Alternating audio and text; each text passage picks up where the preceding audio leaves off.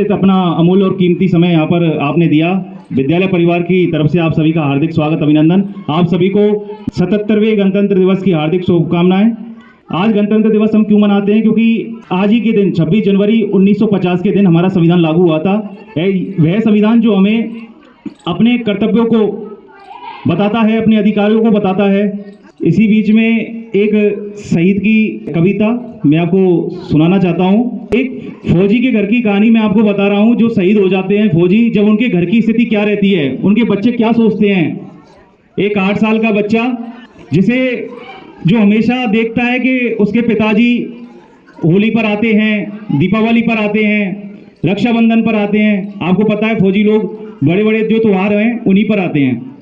लेकिन एक ऐसा त्यौहार दीपावली, जब एक 8 साल के बच्चे को अपने पापा कहीं भी नजर नहीं आ रहे और आसपास के सभी घरों में, मोहल्लों में, कॉलोनियों में लाइटों से जगमग रोशनी हो रही है, लेकिन उसके घर में कोई ना दीप जल रहा है, सब मायूस बैठे हैं। क्योंकि उस 8 साल के बच्चे को पता नहीं था कि उसके पिता अब इस दुनिया में नहीं रहे।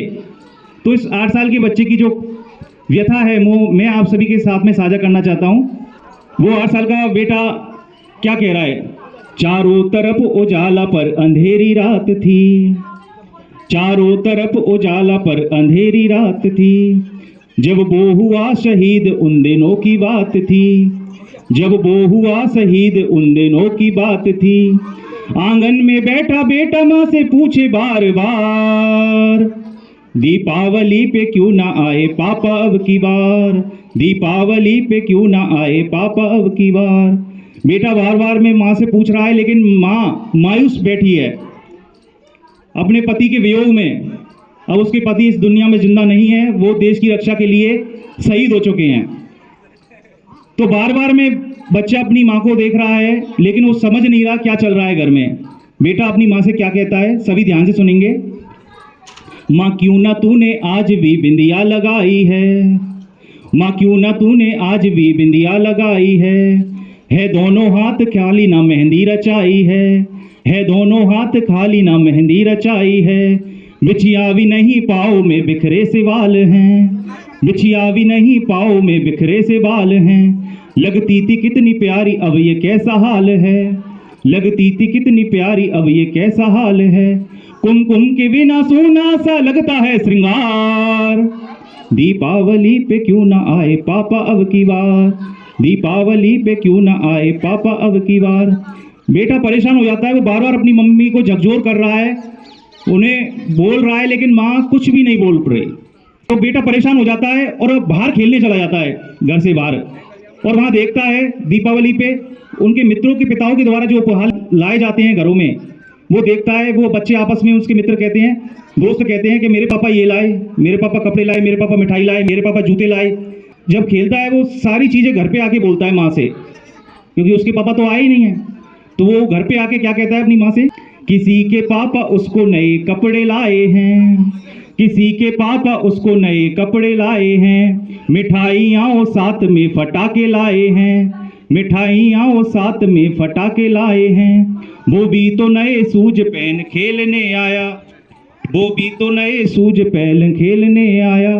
पापा पापा कह के सबने मुझको चिढ़ाया, पापा पापा कह के सबने मुझको चिढ़ाया। अब तो बता दो क्यों है सोना आंगन घर द्वार, दीपावली पे क्यों ना आए पापा अब की बार, दीपावली पे क्यों ना आए पापा अब की बार। बेटा बार बार माँ को झकझोर कर रहा है।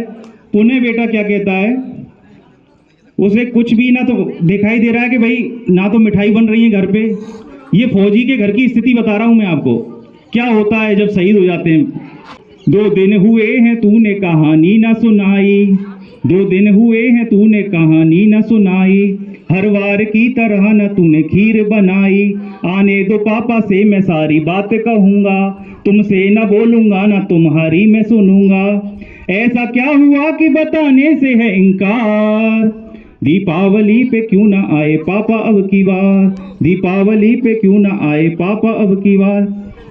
विडंबना देखिए, पूछ ही रहा था बेटा जिस पिता के लिए, पूछ ही रहा था बेटा जिस पिता के लिए, जुड़ने लगी थी लकड़ियां उसकी चिता के लिए। पूछ ही रहा था बेटा जिस पिता के लिए, जुड़ने लगी थी लकड़ियां उसकी चिता के लिए।